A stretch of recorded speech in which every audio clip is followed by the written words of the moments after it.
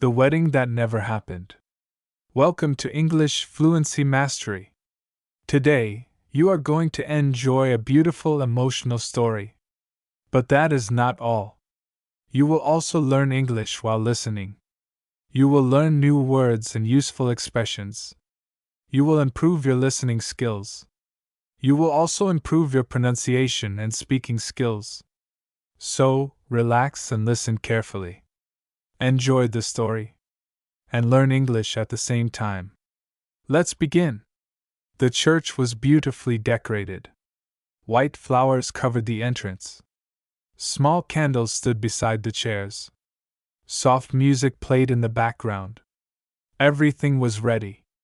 The guests were smiling. The bridesmaids were waiting. The groom stood near the altar.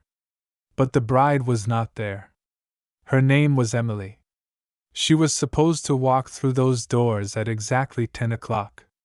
She had dreamed about this day since she was a little girl. And now, after years of waiting, her wedding day had finally arrived. Emily stood inside a small room behind the church. She was wearing a beautiful white wedding dress. Her hands were shaking. Her eyes were full of tears. Her mother stood beside her.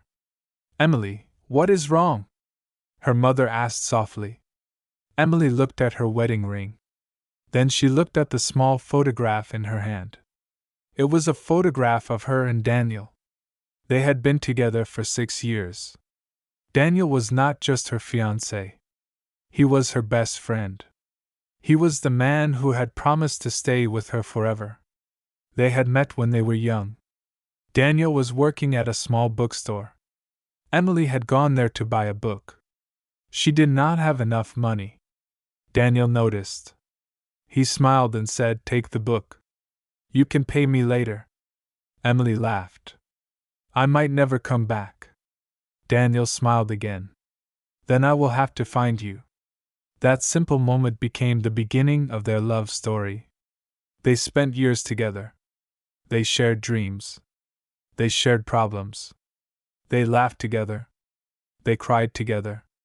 When Emily lost her job, Daniel stayed beside her. When Daniel's father became sick, Emily cared for him like her own father. They promised each other that nothing would ever separate them. Then, one evening, Daniel proposed. He did not have an expensive ring. He did not take Emily to a fancy restaurant. He simply took her to the old park where they had first spoken. He held her hands. "Emily, I don't have everything," he said. "But I promise you one thing. I will spend the rest of my life trying to make you happy." Emily cried. Then she said yes. Their wedding was planned for August. They saved money for months. They invited their families and friends. They chose the church. They chose the flowers. They chose the music. And finally, the wedding day arrived.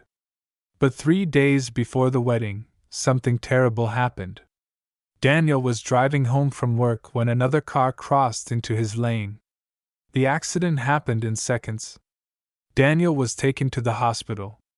Emily rushed there. She found him lying unconscious. His face was badly injured. His body was covered with bandages. She held his hand. "Daniel," she whispered, "please wake up." But Daniel did not wake up. The doctors told Emily that he had suffered a serious brain injury. They could not say when he would wake up. They could not even promise that he would wake up.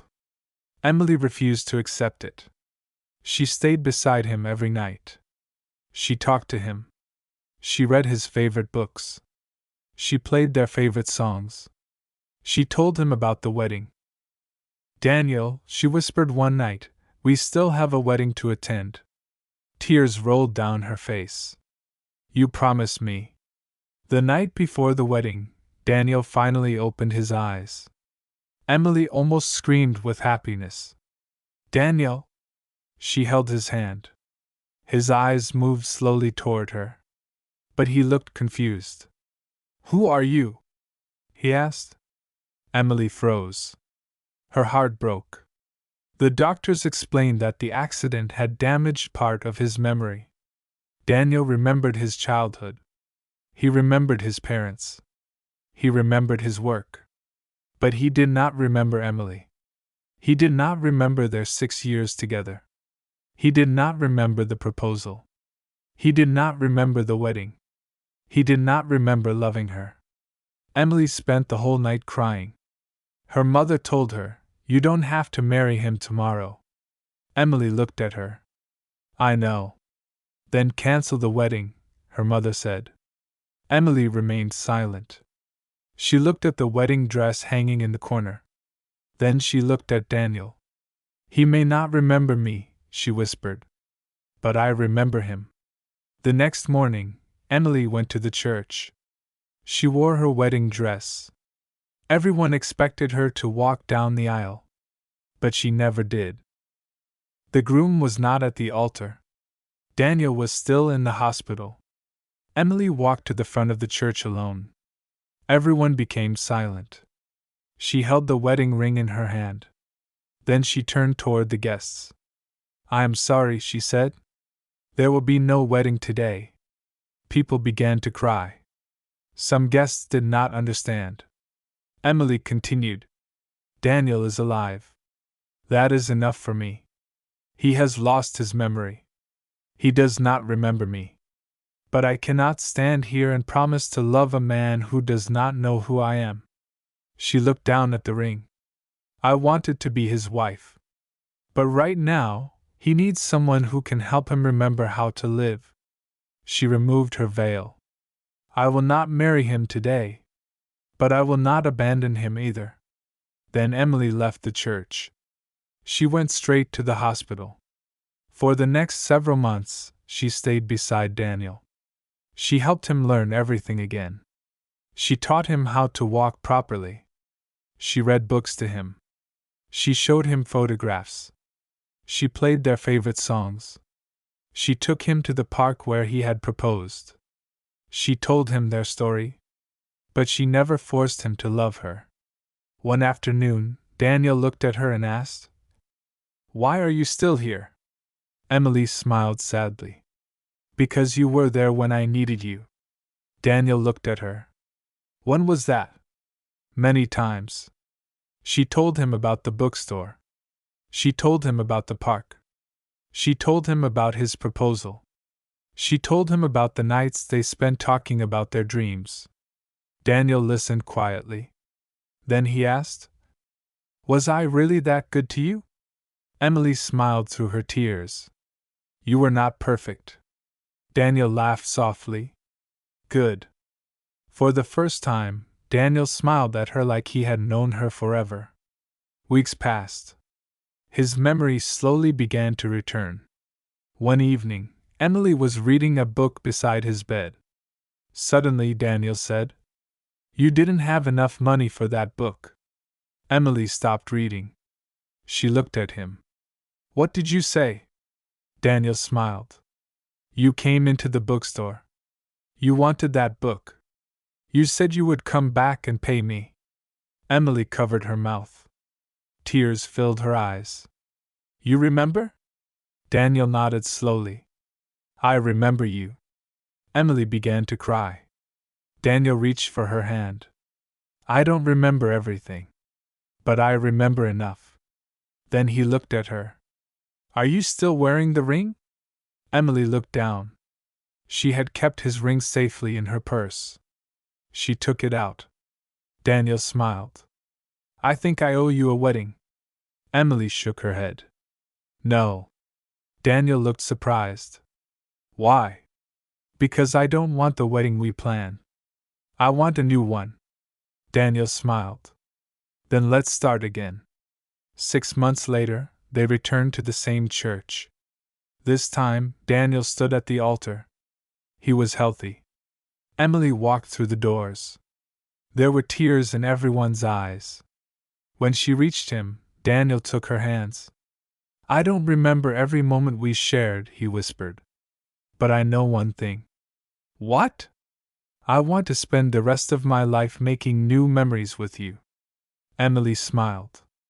Then she whispered, That is all I ever wanted. They finally got married. The wedding that had once been cancelled became the wedding nobody would ever forget. Sometimes life does not give us the ending we expect.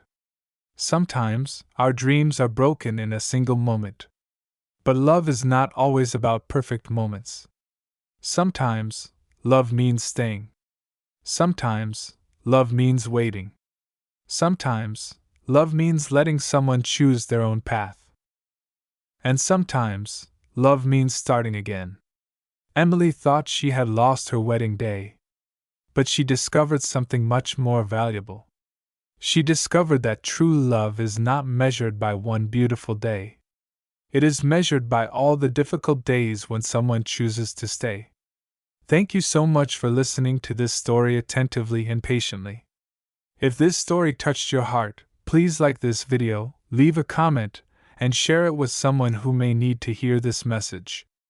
And if you enjoy emotional stories while improving your English, please subscribe to my YouTube channel, English Fluency Mastery. By subscribing, you will not only support this channel, but you will also get more emotional stories, useful English lessons, vocabulary, pronunciation practice, and simple English content that can help you become more confident and fluent. Thank you for being part of English Fluency Mastery. Keep learning. Keep listening. Keep improving. And remember, sometimes the greatest love stories are not the ones that begin perfectly. They are the ones that survive when everything goes wrong.